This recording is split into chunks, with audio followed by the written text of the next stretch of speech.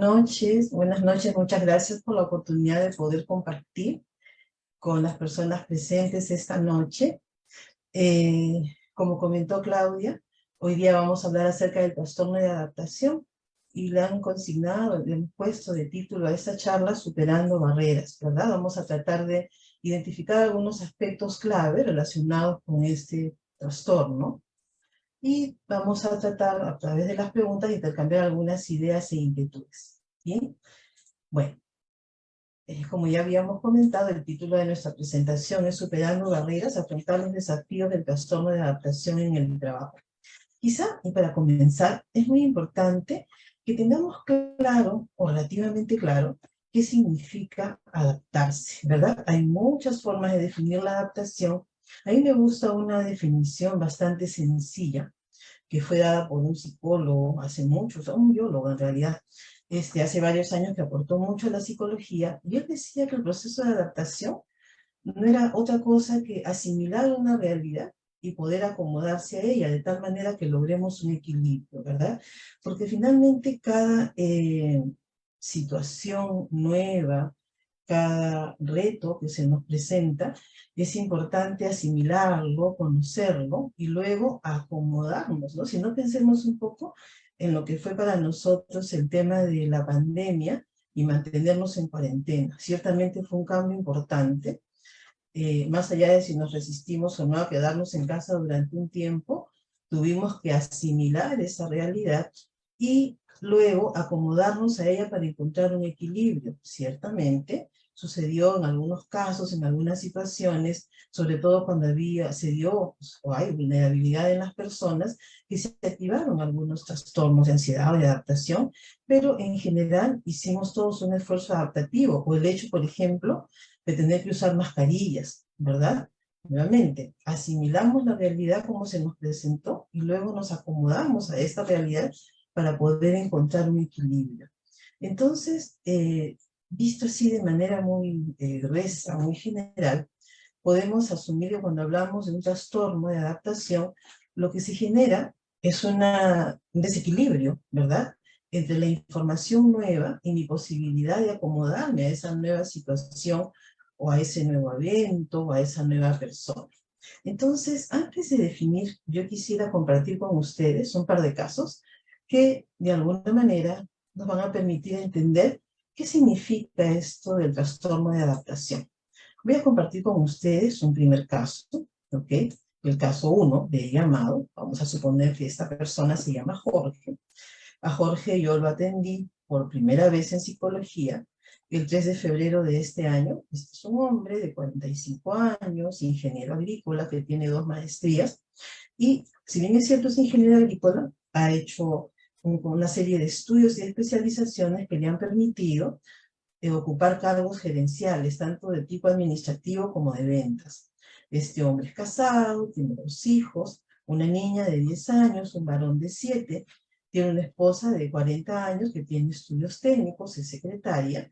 Ella trabaja en la casa, ¿no es cierto? Ella es ama de casa, por lo tanto trabaja en casa con todas las responsabilidades que eso implica. Entonces, al parecer, este señor, Jorge, con su esposa, de alguna manera presentan un funcionamiento, si se quiere, si cabe el concepto o la idea, de un funcionamiento familiar un poquito más tradicional, ¿no es cierto? Donde es el hombre quien sale y provee, y es la mujer quien se queda en casa, trabajando en casa, haciendo las labores de casa, ¿no?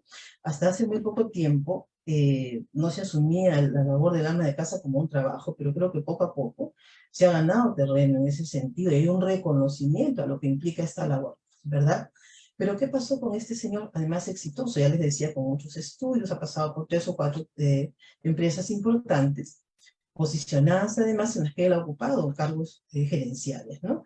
Entonces, hacía más o menos un par de meses, desde que él llegara a la consulta, lo invitaron a los directores de la empresa y lo invitaron a renunciar.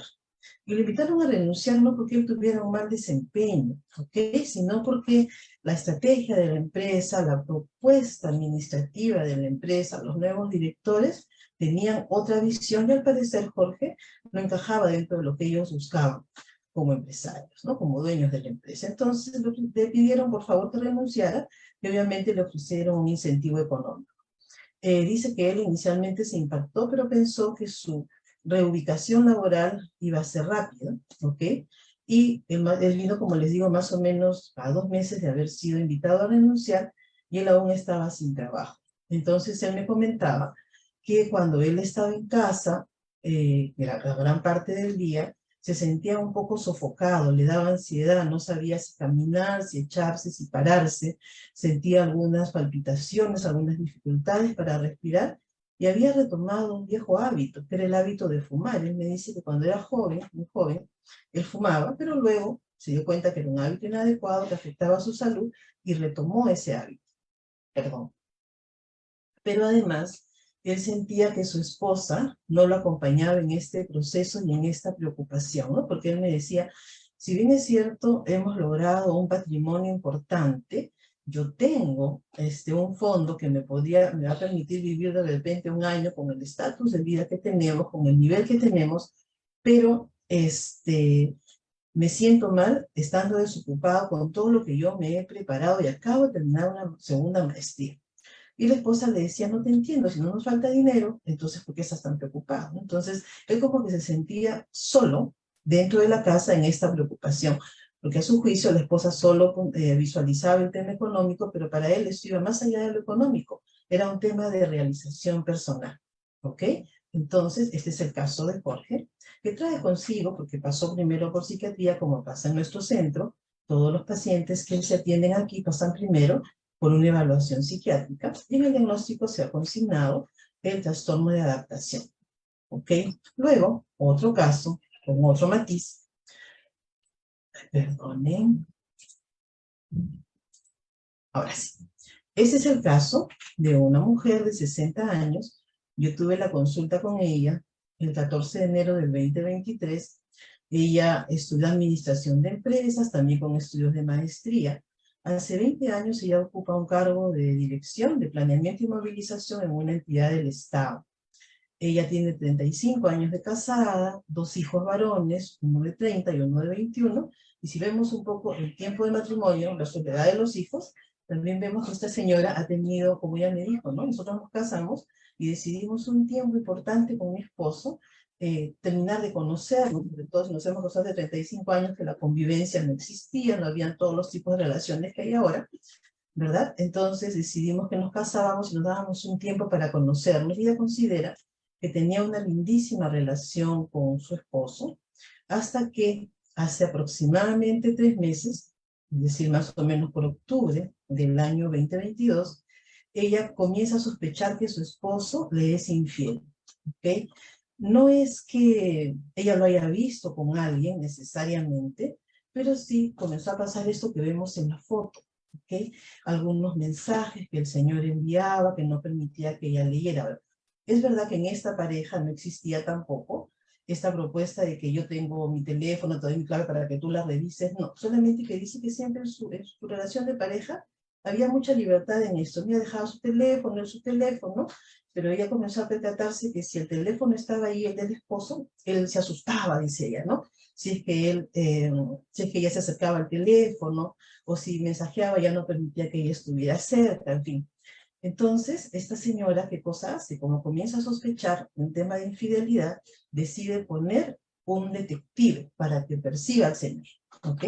Y si bien es cierto, el detective le cuenta que lo ha visto un par de veces conversando con una persona, almorzando, voy a usar textualmente lo que me dice la señora, ninguna situación necesariamente infragante, sí se había generado en ella una activación, una inquietud, en fin, que la trae también a una consulta y también es diagnosticada con un trastorno de adaptación. Si nos ponemos a pensar, ¿cuál puede ser la característica común de este caso, de estos dos casos? Pero antes de decir esto, quiero comentar un poquito más sobre la conducta de la señora. Me dice, luego me dio un poco de vergüenza el haber contratado a un detective, esto de estar mirando a mi esposo si llegaba, si no llegaba tarde, el tratar de buscar su teléfono para yo mirarlo, encima le ha puesto una clave, conductas que ella antes no había tenido dentro de su matrimonio. ¿Ok? Entonces, en estos dos casos, vamos a ver que hay una coincidencia importante que hace que este trastorno se haya diagnosticado, ¿no? Entonces, ¿me abrió su micrófono para hacer una pregunta o un comentario? Aunque nos dijeron que las preguntas son al final, pero si ya lo quieren aportar. Ok. Bueno, entonces, cuando hablamos de un trastorno de adaptación, hay una cosa, un aspecto sumamente importante, que es la identificación del factor de estrés. En un caso, en el primero que les presenté, el desempleo fue el factor estresante que decantó en una serie de dificultades en este señor que podríamos nosotros mirar desde la propuesta de los síntomas de ansiedad. En el caso de la señora, también hay un factor de estrés identificable, muy claro, que es la aparente infidelidad del esposo, que en el caso de ella se evidenció en alteraciones conductuales, ¿no? Porque ella me decía, yo hago cosas, he hecho cosas que antes no había hecho, seguirlo, tratar de mirar su celular, qué sé yo. Entonces, el trastorno de adaptación, por definición, hace referencia a un conjunto de síntomas que pueden ser de ansiedad, que pueden ser de depresión, que pueden implicar alteraciones conductuales o evidencias de los tres, pero que siempre va a estar asociado a un factor de estrés que nosotros vamos a poder identificar. Es un factor estresante claro, ¿ok? Y por eso se habla de un trastorno de adaptación. Recuerden, cuando iniciamos esta presentación, yo les comenté que dentro de las definiciones de adaptación, una que a mí me gusta muchísimo es la que presenta Piaget, no les dije el nombre del teórico, sí les conté lo que él decía, que es lo que él dice, ¿no? La adaptación no es otra cosa que sinónimo de equilibrio. Yo para estar en equilibrio necesito incorporar una realidad, ¿no es cierto? Asimilarla y luego poder adecuarme a ella, ¿verdad? Y eso me plantea acomodarme textualmente. Y eso me va a permitir una posibilidad de equilibrio. El equilibrio es adaptación, según esta propuesta piagetana. Pero ¿qué cosa implica el estrés o cómo lo vamos a definir de una manera muy sencilla? No es otra cosa que tensión, malestar psicológico, síntomas físicos que surgen cuando una situación pone a prueba nuestra capacidad de afrontamiento. ¿Qué cosa es afrontar? Cuando hablamos de afrontar, estamos hablando de la posibilidad de manejar una situación problemática, ¿ok? A veces la situación problemática en un primer momento nos impacta, pero luego tenemos esta posibilidad de levantarnos de este impacto y por lo tanto al levantarnos poder enfrentar. Cuando nosotros afrontamos o enfrentamos una situación estresante, tenemos dos posibilidades, ¿ok? Este afrontamiento puede ir dirigido específicamente al problema, pero también puede ir dirigido específicamente a la emoción. Por ejemplo, vamos a suponer, a mí, estoy por la calle, ¿ok? Sufro un asalto severo, me ponen un cuchillo en el cuello que me ha pasado, ¿verdad? Entonces, es altamente probable que yo tenga alguna reacción frente a eso. De repente, si yo decido afrontar el problema, digo, si el señor el hombre el sujeto me puso un cuchillo en el cuello, entonces de repente, si afronto pensando en el problema, digo, mejor voy a acceder a darle la cartera, como a mí me pasó, ¿no? Me pidió mi billetera, accedí rápidamente, le di la billetera, porque lo que quise fue afrontar la situación, afrontar el problema, ¿ok? Porque dije, bueno, de repente puede tener una reacción negativa, ¿no es cierto? Pero también yo podría afrontar la emoción, es decir, el miedo que tengo, evito desbordarme, no grito y digo, tranquila Patricia, tranquila, ¿no? Porque de repente si me desbordo, probablemente también puedo encontrar una reacción negativa en este ladrón, ¿ok? Entonces, este afrontamiento, insisto, es la evidencia de nuestra capacidad de manejo y de la posibilidad de recuperar el equilibrio o de estar en un desequilibrio que va a generarnos malestar y que definitivamente va a afectar nuestra manera de interactuar con el ambiente, nuestra manera de interactuar en general, incluso con nosotros mismos. Bien. Entonces, cuando hablamos de trastorno de adaptación, van a haber varios criterios que van a hacer que el especialista, en este caso el médico psiquiatra, pueda establecer un diagnóstico. Los psicólogos podemos contribuir con el diagnóstico, pero porque observamos, porque apreciamos ciertos indicadores, pero el diagnóstico formal lo tiene que hacer el psiquiatra. Entonces, ¿cuáles son estos criterios diagnósticos del trastorno de adaptación? Una persona que en general funcionaba bien, pero que en ese momento, producto de este estresor, sufre una perturbación en el funcionamiento habitual. Se levanta a trabajar, por ejemplo, pero siente que está cansado, que no puede, controlar su sueño, siente que, por ejemplo, va al trabajo y no logra concentrarse, ¿ok? La psicopatología que existe, pueden haber algunas reacciones ansiosas, ¿verdad? Como inquietud corporal, como algunas dificultades, a veces te dicen, ¿no? Tengo algunas dificultades para respirar, qué sé yo, pero estos síntomas o esta psicopatología es mucho menos severa que si hablamos de un trastorno de ansiedad generalizada, por ejemplo, si hablamos de un tema fóbico, que también es un tema de ansiedad. Puede haber altibajos o distimia en la emoción, pero no necesariamente va a haber un trastorno depresivo mayor. Una afectación de la emoción, probablemente, pero no necesariamente una afectación como podríamos ver en un trastorno depresivo. Muy importante lo que decía al principio, que tiene que haber una claridad, tiene que ser muy claro el agente estresor, ¿no? La necesidad de un agente estresor, estresante, identificable. Yo puedo describir con facilidad y con claridad cuál es el aspecto que me ha activado todo este desajuste, ¿no? Yo les presentaba en los casos que les describí un tema de desempleo, clarísimo, un tema de infidelidad, clarísimo, ¿no? Según describió la señora. Luego, una relativa corta duración. ¿Por qué? Porque se supone que estos síntomas, digamos, sufre el evento estresor, ¿sí? Por ejemplo, vamos a suponer el asalto, sufre el evento estresor y dentro de los 3 meses que me sucedió el evento, es que van a aparecer los síntomas, este trastorno de adaptación, ¿ok?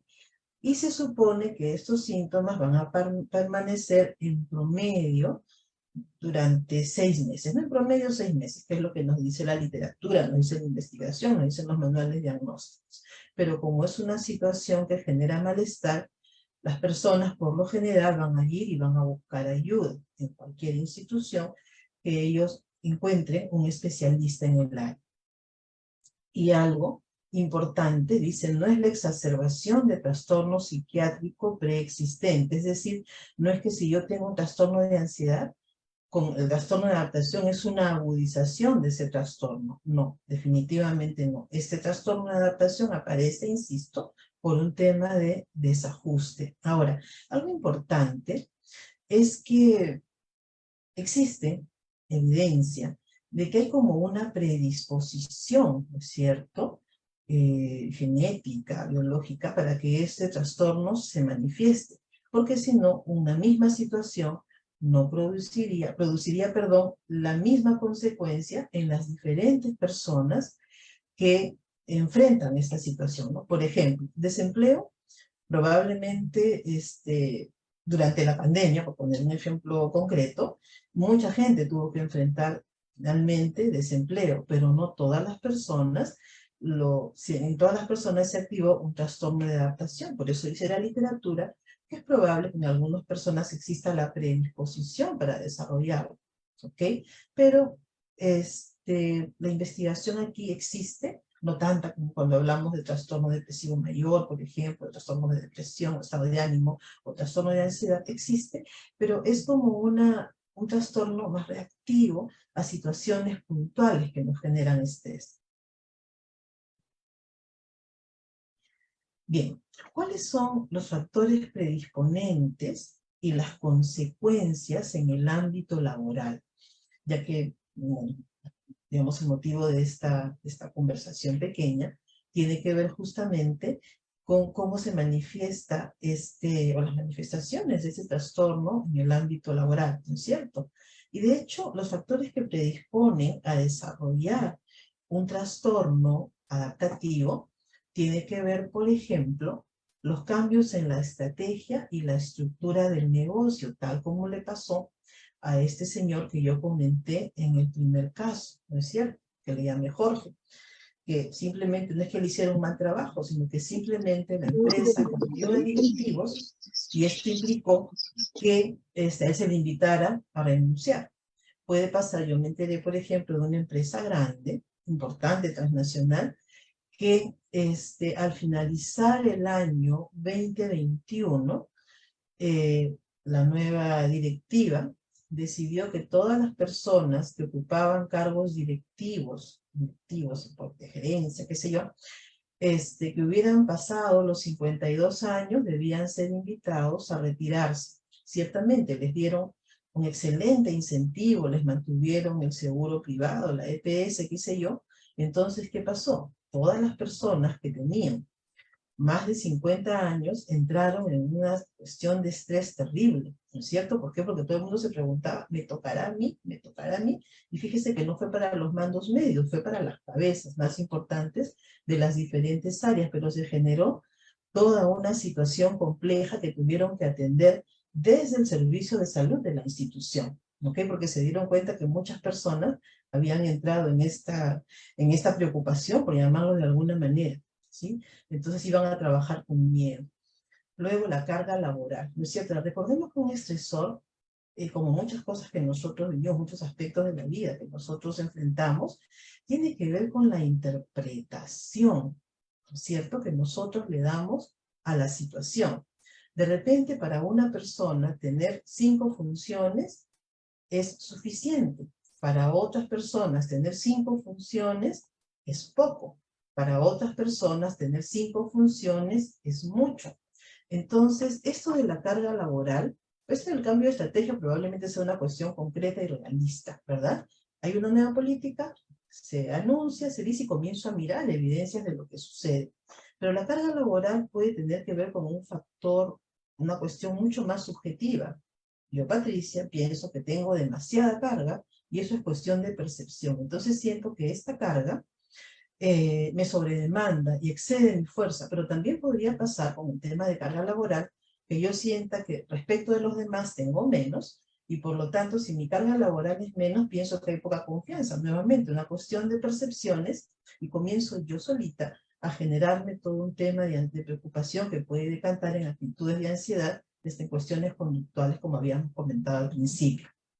Algo muy, muy importante tiene que ver con las características de las relaciones interpersonales, ¿cierto? No solamente en cómo y de qué manera yo me vinculo con mis pares laborales, con mis superiores laborales y con las personas que en teoría están debajo de mi nivel dentro de la empresa, ¿ok? Entonces, esto genera muchísimo malestar. Quizá gran parte de los casos que yo he visto de trastorno de adaptación, además de lo que les he comentado, tiene que ver mucho con el tema relacional. Y fíjense, yo atendía un caso de una persona que justamente en el feedback, en esta retroalimentación de la evaluación que le hicieron al finalizar el año, lo que le dijeron es eso, ¿no? Tú no escuchas a la gente se queja porque a veces tú no eres empática, no los miras, ¿verdad? Y tú generas desmotivación, y ella tenía una jefatura, ¿ok? Entonces, de las características de las relaciones interpersonales, es un aspecto sumamente importante que puede generar un trastorno de adaptación.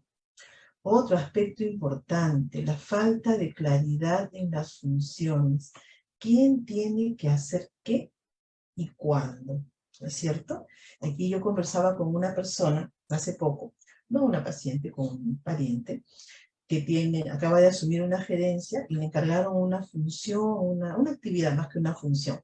Entonces ella reunió, no era, ella, si bien es cierto, no era que tenía que ejecutar, si era de alguna manera la persona que tenía que generar las interacciones, las coordinaciones, para que esta propuesta se lleve a cabo. Entonces ella sentó a la gente y le dijo, quiero para tal fecha esto, esto, esto, esto, pero nunca le dijo a nadie quién tenía que hacer qué para esa fecha. Entonces cuando llegó la fecha, digamos, de las 5 personas que ella reunió, 3 tenían las cosas relativamente claras y presentaron algunos productos, y 2 de ellas no presentaron porque no sabían si les correspondía o no. Entonces, como yo les decía aquí, no solamente había una falta de claridad en cuál era la expectativa que tú tenías respecto de lo que querías cada uno hiciera, sino que además hay un tema de comunicación, ¿no? Porque ellos no son capaces de ir y preguntarte, ¿habrá algún tema relacional allí que afecta, que está afectando la interacción, la comunicación y por tanto los procesos y lo que se espera de cada uno? Y esos temas también pueden generar trastornos de adaptación. Y bueno, obviamente el desempleo, probablemente haya muchos otros factores.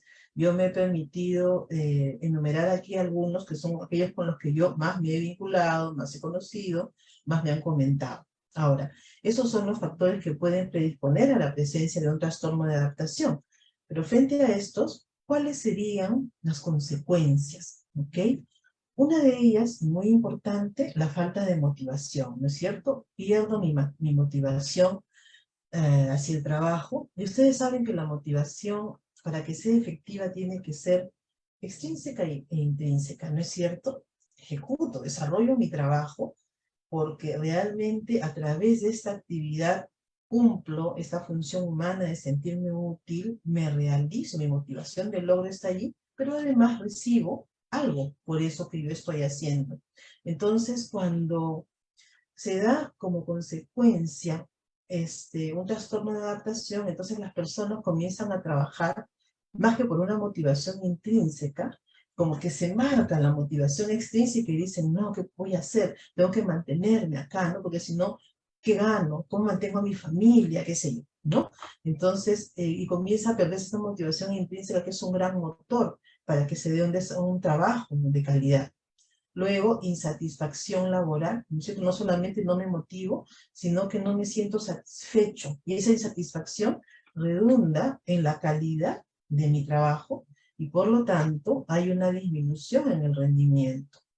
Puede implicar ausentismo o también pueden surgir o se pueden retomar hábitos inadecuados. ¿Recuerdan? Yo les comentaba que, por ejemplo, este señor que les comenté al principio, que comenzó nuevamente a fumar, a lo que no hacía, me dice, por lo menos 20 años que yo no fumaba, ¿no? Y he comenzado a fumar nuevamente. Me siento en la casa como si estuviera enjaulado, tengo que salir y me da pena, me dice, ¿no? Y además no se sentía muy acompañado en esta situación. Bien, entonces, cuando hablamos del diagnóstico, un excelente equipo es el que conforman el psiquiatra y el psicólogo, ¿no? Yo les decía, el psiquiatra como el especialista que al hacer, valida los síntomas del paciente, ¿verdad? Que los lleva el paciente, o a veces nosotros los psicólogos ligamos también cuando vemos ciertos indicadores para poder definir un diagnóstico. Y ustedes saben, les voy a confesar, cuando yo buscaba alguna imagen para poner aquí, me he resistido a poner la imagen del psiquiatra, porque muchas imágenes del psiquiatra aparecen con su pastillita, ¿no? Muchísimas. Entonces, me he resistido porque no todos los psiquiatras apuestan, por lo menos no en nuestro centro, apuestan necesariamente por una medicación como una, digamos, alternativa única para que el paciente pueda manejar su trastorno adaptativo o cualquier trastorno que lo traiga a una consulta, ¿no? Si el paciente lo requiere, obviamente se va a sugerir una medicación que lo ayude con el control de los síntomas de ansiedad, con el tema del sueño, en fin. Pero también estos psiquiatras hacen una descripción clínica del caso, nos hablan de un diagnóstico y muchas veces proponen la medicación como una situación que puede incluirse o no dentro del tratamiento dependiendo de la intensidad de los síntomas que tiene el paciente, ¿no? Y el psicólogo, que obviamente hace el acompañamiento terapéutico de los aspectos emocionales, personales, históricos del paciente. Eso es sumamente importante. Y bueno, cuando hablamos del tratamiento psicológico, del trastorno adaptativo, Quizá la clave, pueden haber muchos enfoques, muchas propuestas, y acá voy a personalizar mi experiencia. Yo decía, ¿no? Lo dice además la teoría, no lo digo yo. Cuando una persona padece, presenta un trastorno adaptativo, lo que experimenta es un No desequilibrio. se escucha. Perdón, ¿no se escucha? ¿No se escucha? Perdónenme. Muy ¿Se despacio. escucha bien? Ah, perdón. Se escucha bien. Este, Quizás levantar un poquito el volumen de la voz para que la señora pueda escuchar. ya, ok, gracias. Decía que cuando hay muchas formas probablemente de enfocar esta propuesta del afrontamiento psicológico, y yo decía al principio que cuando hay un trastorno adaptativo, hay un desequilibrio, ¿no es cierto? Hay un desequilibrio entre lo que me vino el estresor, y cómo yo lo asimilo para poder recuperar mi equilibrio. Entonces, para mí, eso significa recuperar el control, ¿ok? Y recuperar el control implica el control emocional, ¿sí? Implica recuperar el control cognitivo o del pensamiento, implica el control de mi capacidad de decidir y el control que me puede dar el tener información, el conocer el trastorno. Eso es muy importante, ¿ok? Entonces, cuando hablamos de recuperar el control de la emoción, es ayudar y acompañar a la persona a que maneje ese desborde que a veces se genera, esta tristeza que a veces la acompaña, este llanto, esta irritabilidad incluso. Entonces, yo cuando converso con mis pacientes, yo siempre les digo, ¿no? A veces para poder lograr un control desde dentro, tenemos que ayudarnos un poquito desde fuera, ¿no es cierto? Y yo creo que acá hay dos aspectos muy importantes. Quizá, no sé si los que estamos aquí hemos escuchado alguna vez acerca de los factores protectores, pero un factor protector, por ejemplo, es la familia, un factor protector son los amigos, un factor protector, es decir, tiene que ver con las redes sociales que nos pueden soportar, que nos pueden acompañar, ¿no es cierto? Porque si yo busco la soledad, entonces no me estoy ayudando. Porque mira, el psicólogo, compartimos media hora, 40 minutos, 45 minutos, qué sé yo, pero hay otras cuestiones que podemos compartir con otras personas. Por ejemplo, este señor que yo les comentaba, Jorge, al principio, él me decía, no siento que mi esposa no me comprende, claro, porque él está en la casa, da vueltas, fuma, pero probablemente no se abre y no le cuenta lo mal que él se siente y lo frustrado que se siente. Por eso ya ve, probablemente solo la parte económica, pero si él le cuenta desde lo personal cómo se siente, quizá pueda activar esa red de apoyo, que es la pareja, ¿no es cierto? Y lo puede acompañar de una manera distinta, ¿verdad? Otra forma, cuando yo digo también buscar elementos desde fuera, para que trabajar desde dentro sea más sencillo, alguna actividad física, ¿no es cierto? Caminar, si se puede hacer yoga, si se puede trabajar meditación, en fin. Y estas cosas ahora ni siquiera hay que ir y gastarlas en un lugar, porque ahora hay muchos tutoriales en el internet que se pueden manejar, ¿no es cierto? Entonces, trabajamos en la sesión temas emocionales, tratando de ver las emociones que se activan, las sensaciones del paciente, y en función de eso acompañarlo a ampliar su perspectiva, ¿no? Si ustedes me preguntan a mí, psicóloga, ¿en qué creo yo que consiste la terapia? Creo que consiste en acompañar a las personas a ampliar su perspectiva de la vida, ¿no? Porque a veces, yo, y probablemente a mí también me pase, ¿no? En algunos eventos de mi vida, veo solamente la alternativa uno, pero si yo comparto con un especialista, con un psicólogo, porque sea psicóloga no me exime de problemas, probablemente vea que existe la alternativa uno, 2, 3, 4, 5, y ampliar el foco ayuda mucho, ¿no? Otro aspecto que ayuda mucho a manejar el aspecto emocional tiene que ver con un concepto que a mí me encanta, que lo aprendí cuando me formaba como terapeuta de familia, y es que las personas siempre tenemos fortalezas de las cuales no nos damos cuenta hasta que pasamos una situación crítica, y ahí nos sale la fuerza y podemos empujar a la gente a que se mire, pero también algo bonito, y voy a hacerlo con la mano que lo aprendí de mi maestra, que es, la luna siempre tiene dos caras, ¿no? Esto tan desagradable que me pasó, ¿qué oportunidades de aprendizaje me ofrecen? Entonces podemos trabajar de esa manera, quizá con muchas otras estrategias, lo emocional, lo cognitivo. Cuando hablamos de lo cognitivo o del pensamiento, estamos hablando de mi forma de ver las situaciones en la vida. Y una cosa que yo me he encontrado es que a veces tenemos como un enfoque negativo, ¿no? Tendemos a pensar siempre en las consecuencias negativas o un enfoque negativo de las situaciones problemáticas, insisto, y desestimamos los aspectos positivos o no tenemos el hábito de pensar en una dimensión más amplia, ¿no? Y en eso consiste el acompañamiento psicológico. ¿Qué alternativas tengo? ¿Qué posibilidades me doy? Por ejemplo, cuando yo trabajaba con Jorge, conversábamos un poco sobre eso, ¿no? Bueno, no estás trabajando, tus hijos van a comenzar el colegio pronto, ¿y cuántas veces has podido llevarlos al colegio y recogerlos, ¿no?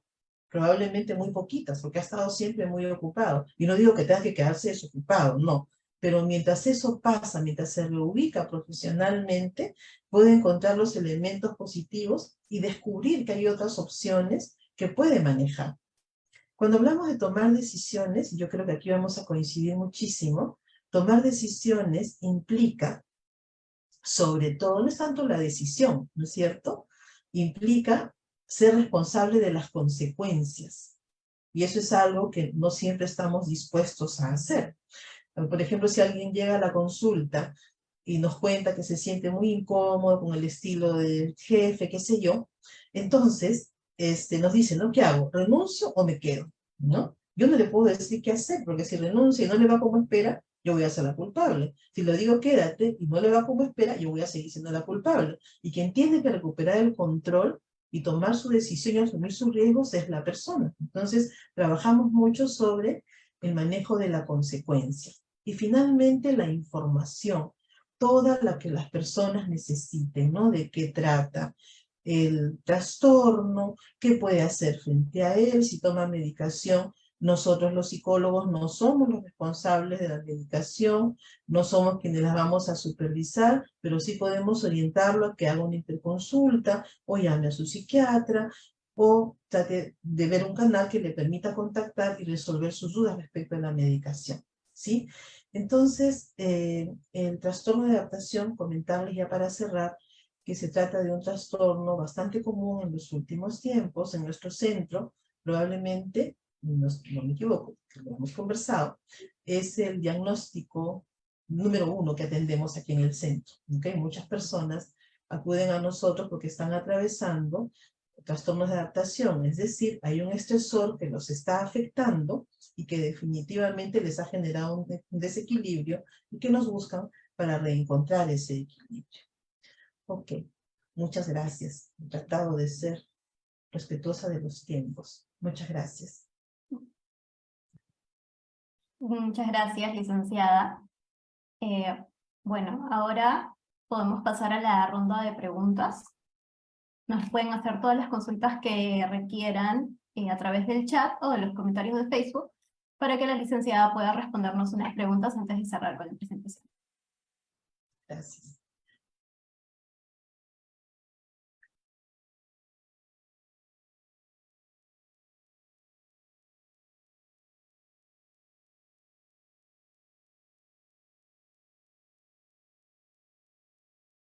Bueno, todavía creo que no hay ninguna pregunta. No sé si alguien tiene por ahí una pregunta.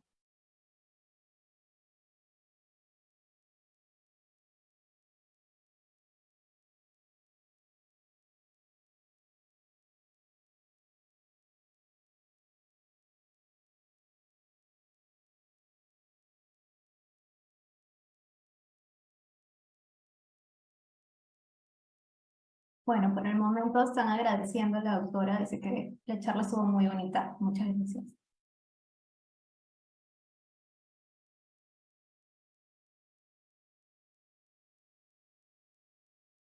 Bueno, aquí tenemos una consulta que dice que este es uno de los problemas más frecuentes que no se suelen reconocer, ¿verdad? Del trastorno de adaptación. Quisiéramos saber qué se podría hacer, ¿no? Para poder ayudar.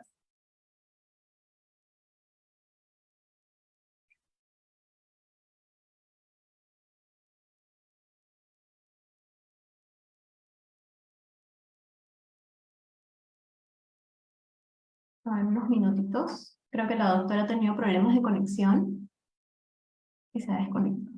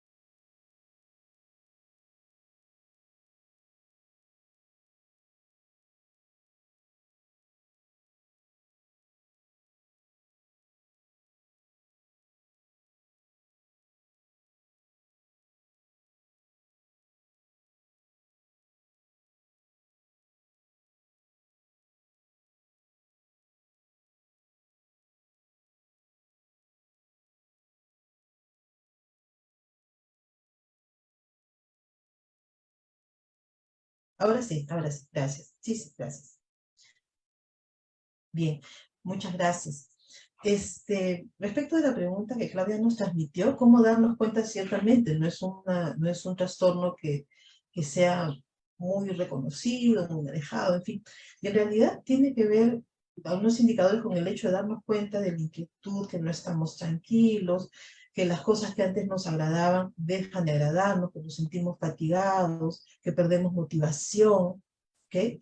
Todos esos son aspectos que, o el carácter se nos altera también, estamos más irritables, qué sé yo, o irritables. Antes no éramos irritables y lo estamos ahora. Entonces, de hecho, son indicadores de que estamos atravesando un trastorno de adaptación, pero fundamentalmente nosotros tenemos que ser conscientes de que hay algo, un evento, una situación, algo, una circunstancia que nos activó esta situación. Recuerden que el estresor tiene que ser sumamente claro. ¿Ok? La situación estresante nosotros debemos ser capaces de identificarla. De eso se trata.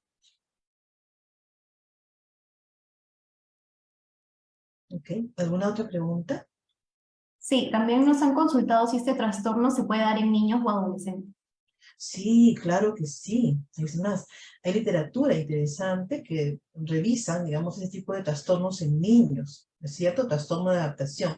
Imagínense ustedes un niño que llega a una nueva escuela, por lo general le va a costar hacer amigos, qué sé yo, y esto le puede pasar la primera semana, ¿no? Pero si esto se extiende en el tiempo y el niño llora, no quiere asistir, le da vómitos, qué sé yo, de hecho, puede haber un trastorno de adaptación también.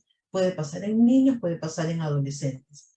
Insisto en esto, recuerden que tenemos que identificar el estresor. De repente iba muy bien el chico al colegio y comienza a pasar un proceso de bullying, comienzan a molestarlo, entonces desde que le hacen bullying, el chico comienza a hacer este desajuste, ¿no? No quiere ir al colegio, no se quiere juntar, no quiere participar, no nos cuenta, pero nosotros nos damos cuenta que algo le está pasando. Sí, de hecho sí se puede presentar en niños y en adolescentes. Ok. También tenemos aquí una consulta. Si se presenta el problema de adaptación, ¿también debe acudir al profesional el esposo o la esposa? Miren, eso es algo que nosotros vamos a valorar, ¿no es cierto? De hecho, si hay una situación específica y consideramos que es necesario que la persona a quien se hace referencia asista, podemos invitarla a la sesión, pero no se trata de una sesión de pareja, ¿ok? Se trata de una sesión de un paciente por una inquietud individual, personal, y de repente, ¿recuerdan el caso que les conté? De repente él siente que no tiene la llegada para conversar con la esposa, podríamos invitarla a una reunión para ayudarlos a conversar. Nosotros no le vamos a decir a la esposa cómo él se siente, no. Tenemos que ayudarlo a él, generar las oportunidades para que exista esta comunicación en sesión y luego ellos sean capaces de extrapolar este modelo comunicativo a su vida diaria, ¿no? Sí, por supuesto que se puede, pero no es una terapia de pareja, ¿no? Ok. ¿Y qué se Ok. podría hacer en el caso de aquellas personas que manejan a otros trabajadores, en caso de supervisores, gerentes? Ajá, ajá. Ok. En realidad yo creo que las personas que tienen a cargo personas, es como nos pasa a los psicólogos, ¿no? Nosotros que trabajamos con personas y su problemática, debemos desarrollar esta capacidad de también supervisar nuestro trabajo, ¿verdad? Porque también nos afectamos, también nos sentimos a veces movidos y movilizados por las realidades de otras personas. Nos pasa mucho, entonces supervisar. En el caso de las personas que tienen a su cargo personas, deben estar siempre muy conscientes de la importancia de fijarse en su propia inteligencia emocional. Tienen que ser capaces de mirarse, identificarse, porque un líder, ¿no es cierto? Ahora, cuando hablamos de personas a cargo, estamos hablando de líderes. Los líderes justamente lo que muestran es un equilibrio, justamente lo que muestran es inteligencia emocional y necesitan esta posibilidad de saber mirarse y participar de talleres, y no solamente dar feedback, también recibir feedback, observar las reacciones de las personas que están a cargo, desarrollar habilidades blandas que tanto se habla ahora, ¿no? Y obviamente las habilidades duras también. Sí. También nos consultan cómo se puede abordar ese trastorno dentro de la familia, si se debe hablar abiertamente, ¿no? Los Sí, principales siempre. elementos de soporte. Ajá, siempre, ¿no? Recuerden que la familia, la parte social, son justamente los factores protectores. Y hay dos cosas que deben manejarse en la familia, ¿no? La comunicación abierta para que esta persona se sienta cómoda, pero por favor algo muy importante, ser abierto en la manifestación no significa proteger, ¿no? Tampoco, porque si sobreprotegemos, entonces no ayudamos a la persona a que desarrolle o reencuentre sus recursos. Recuerden, yo sigo convencida de esto, que lograr el manejo del trastorno de adaptación implica recuperar el control de mi vida, ¿no es cierto? Entonces podemos conversar juntos, podemos salir juntos, puedo escucharte y puedo asentir contigo. Es decir, tú me dices, me siento triste, yo te digo, te entiendo, que estés triste por esto que te pasa, no acompañar. Entiendo, pero podemos salir adelante de esta manera, podemos ayudar, podemos seguir ayudando a ampliar el foco, ¿no? Por supuesto que se debe abordar abiertamente. Es importante, pero con el cuidado que debemos tener para evitar la sobreprotección. También nos consultan cómo se debería abordar en el trabajo, qué y quién debería tomar la acción. Bueno, en las empresas grandes suele haber un área como se hace el médico, ¿no? El área de bienestar, de repente, el área de bienestar, la asistenta social, ¿verdad? Que en conjunto con el área de recursos humanos, tienen que desarrollar esta capacidad de observar a los trabajadores o generar las líneas de acción que hagan posible que el trabajador, si se siente mal, si se siente agobiado, sea capaz de acceder, ¿no es cierto? Yo les cuento una cosa chiquitita para terminar, disculpen, que por ejemplo, en una empresa grande, que les comentaba, hay un trabajador que atiende al público de manera directa, ¿no? Una chica en realidad, bueno, en un market, digamos. Entonces, ¿qué le pasó a esta chica? Pues ella atendió este market funciona a las 24 horas. Entonces, ella estuvo atendiendo, le tocó turno noche, y entró un señor a comprar, y al momento que va a pagarle, no tiene el señor mejor idea que exhibir sus genitales frente a la chica, ¿no? La chica obviamente se asustó, ya no quería ir, llamó inmediatamente, informó a sus jefes.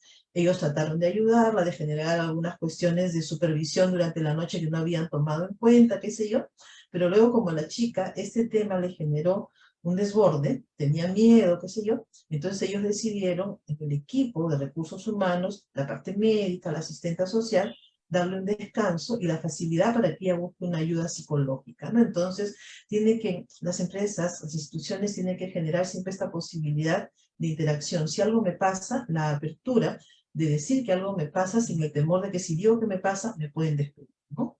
Eso es muy funcional y ayuda mucho.